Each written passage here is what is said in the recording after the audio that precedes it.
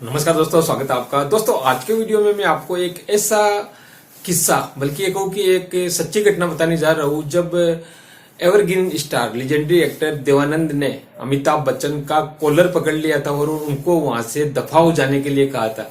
इस घटना के बारे में आज का वीडियो है, जिसके बारे में आप पूरी डिटेलिंग आगे के पार्ट में सुनने वाले हैं। दरअसल दोस्तों हुआ यूं था कि 1986 की बात है। 1986 के मानसून सत्र, संसद का मानसून सत्र चल रहा था, उस समय की यह घटना है। और दोस्तों उस समय हुआ यूं था कि कांग्रेस की सरकार थी। तत्कालीन कांग्रेस सरकार ने फिल्म इंडस्ट्री पर कुछ टैक्स लगा दिए थे और उस टैक्स के कारण सिनेमा के टिकट्स बढ़ गए थे। फिल्में पहले से ही फ्लॉप हो रही थी और दोस्तों टिकट की रेट्स बढ़ जाने के कारण लोग फिल्म देखना कम कर दिया था। लोग थिएटर्स में जाना कम कर दिया था और फिल्मों के फ्लॉप होने का रेशियो बढ़ गया था। तो बॉलीवुड वालों को लगा कि ऐसे तो उनका धंधा ही चौपट हो जाएगा, उनकी इंडस्ट्री को खतरा हो जाएगा। तो उन्होंने सरकार से ये गुजारिश की कि आप ये टैक्स मत लगाइए, क्योंकि बॉलीवुड की हालत वैसे भी सही नहीं है और फिल्में लगातार फ्लॉप हो रही है।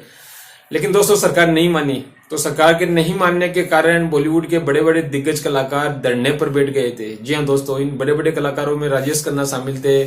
इसके अलावा दोस्तों कहा जा रहा है कि दिलीप कुमार है और दोस्तों यश चोपड़ा है, हेमा मालिनी है, इसके अलावा आशा पारिक है। कई तरह के मतलब बड़े बड़े उस समय के जो बड़े बड़े स्टार्स थे वे सभी धरने पर बैठ गए थे। और राजेश खन्ना का जो घर था उसको मुख्यालय बना दिया गया था, जहां से पूरी कार्यवाही संचालित होती थी और पूरी रिपोर्टिंग होती थी प्रेस को। तो दोस्तों काफी दिनों तक ये धरना चला। तो गवर्नमेंट ने पहले तो इस धरने को सीरियसली नहीं लिया कि कोई बात नहीं, ऐसे ही बैठे हैं, थोड़े दिनों में वापस उठ करके चले जाएंगे। गवर्नमेंट ने ध्यान नहीं दिया। लेकिन दोस्तों उसके बाद में ये मामला काफी गंभीर हो गया और मीडिया में मामला छा गया। तो उसके बाद में गवर्नमेंट ने सोचा कि इनसे बात की जाती है। तो दोस्तों उस समय आपको बता दूं कि अमिताभ बच्चन तथा सुनील दत्त कांग्रेस से जीते हुए सांसद थे। दोनों ही मतलब कांग्रेस के प्रतिनिधि थे। तो उनकी अध्यक्षता में एक कमेटी बनाई गई थी। उनको इस बात के अधिकार दिए गए थे कि आप जाकर के अपने फिल्म इंडस्ट्री के लोगों से बात कीजिए, कलाकारों से बात कीजिए, उनकी प्रॉब्लम सुनिए और फिर इसको समाधान करने की कोशिश करते हैं। तो दोस्तों अमिताभ बच्चन तथा सुनील दत्त ने सभी से बात की, राजेश खन्ना, देवानंद साहब, उन सभी से बातचीत की और उसके बाद में वे सरकार के पास गए उनका प्रस्ताव लेकर के। तो वे इस बात पर अडिग थे कि इस टैक्स को वापस ले लेना चाहिए। लेकिन दोस्तों जब सरकार से बातचीत की अमित जी ने और सुनील दत्त साहब ने, तो सरकार ने कहा कि हम ज्यादा से ज्यादा 5% टैक्स कम कर सकते हैं, वो भी अगले बजट में। इस साल तो हम कुछ नहीं करेंगे।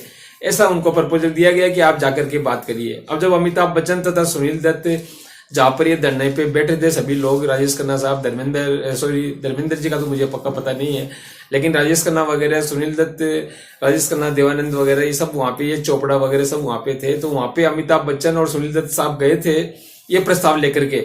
और जब उन्होंने ये बताया कि गवर्नमेंट की मंशा ये है कि 5% टैक्स कम करने के लिए गवर्नमेंट तैयार है, लेकिन अगले वर्ष से, अगले बजट से, तो दोस्तों देवानंद साहब काफी क्रोधित हो गए थे और उन्होंने अमिताभ बच्चन को कहा कि अमिताभ तुमने हमारे साथ धोखा किया है, दफा हो जाओ यहाँ से।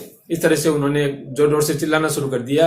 हालांकि देवानंद अपनी सौम्य छवि के लिए जाने जाते, फिल्मों में ज्यादातर वो सौम्य छवि के रोल ही करते थे, रोमांटिक टाइप के रोल करते थे। और अमिताभ बच्चन को एंग्री यंग मैन की छवि के रोल में जाना जाता है कि बहुत गुस्सेल व्यक्ति की छवि में। लेकिन यहाँ उल्टा हो रहा था। देवानंद जोर जोर से चिल्ला रहे थे। उन्होंने अमिताभ बच्चन मुर्दाबाद के नारे भी लगाए और ये भी कहा कि तुम यहाँ से दफा हो जाओ। फिर अचानक से खड़े हुए और अमिताभ बच्चन का कॉलर पकड़ लिया। और दोस्तों इसके बाद में क्या हुआ, सुनील दत्त वहां पे आए और बाकी लोगों ने बीच बचाव करके और अमिताभ बच्चन को वहां से बाहर निकालने की कोशिश की, क्योंकि वहां पे काफी बड़ी संख्या में देव साहब के प्रशंसक भी थे। काफी बड़ी संख्या में वहां पे जो इस धरना का समर्थन कर रहे थे, वहां प्रशंसकों की भीड़ मौजूद थी। तो बड़ी मुश्किल से अमिताभ बच्चन को सुनील दत्त साहब की सहायता से भीड़ से निकाला गया और उसके बाद में कोई जाकर के ये मामला शांत हुआ। शांत क्या हुआ, उसके बाद में भी ये मामला काफी दिनों के बाद में सुलझाया गया। गवर्नमेंट से कई दौर की बातचीत हुई, उसके बाद में ये मामला जाकर के एक तरीके से इस मामले का द एंड हुआ।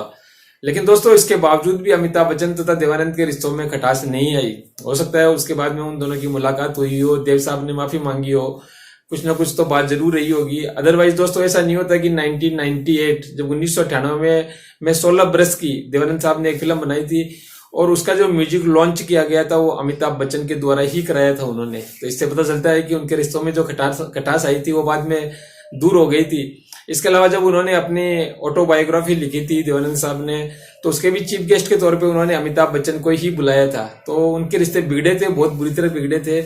और उसके बाद में किस तरह से सुधर गए, ऐसा कहा जा रहा है कि बाद में दोनों के बीच में सारे मतभेद दूर कर लिए गए थे। और दोस्तों ये सारी बातें जो मैं आपको बता रहा हूँ, ये प्रसिद्ध पत्रकार बलजीत परमार जी ने बताई थी अपने एक इंटरव्यू के दौरान। उन्होंने इस सारी घटना का खुलासा किया था, उनके सामने शायद ये सारा वाक्य हुआ होगा, तभी उन्होंने ये सारी बातें बताई है। तो दोस्तों ये इंटरेस्टिंग बातें आपको कैसी लगी आप बताइएगा, और अगर किस प्रकार का व्यवहार देव साहब ने अमिताभ बच्चन के साथ किया, और बाद में शायद उन्हें खेद भी हुआ होगा, अफसोस भी हुआ होगा, क्योंकि उनके अनुसार उस समय कांग्रेस के प्रतिनिधि, सरकार के प्रतिनिधि थे वो कांग्रेस के सुनील दत्त साहब और अमिताभ बच्चन। तो उनको बहुत ज्यादा उम्मीदें रही होगी अमित जी से और सुनील दत्त साहब से कि वो उनके फेवर में कोई निर्णय करवा लेंगे, लेकिन वो ऐसा कराने में असमर्थ रहे। शायद इसी कारण से उनका गुस्सा भड़क गया था और बाद में उन्हें शायद अफसोस हुआ होगा। जो भी हो, इस पूरी घटना के ऊपर आपका क्या नजरिया है, आपके क्या विचार, आप कमेंट करके बताइएगा। और चैनल पे अगर नए हैं तो आप चैनल को सब्सक्राइब करना मत भूलिएगा। धन्यवाद दोस्तों, टेक केयर, जय श्री राम, वंदे मातरम।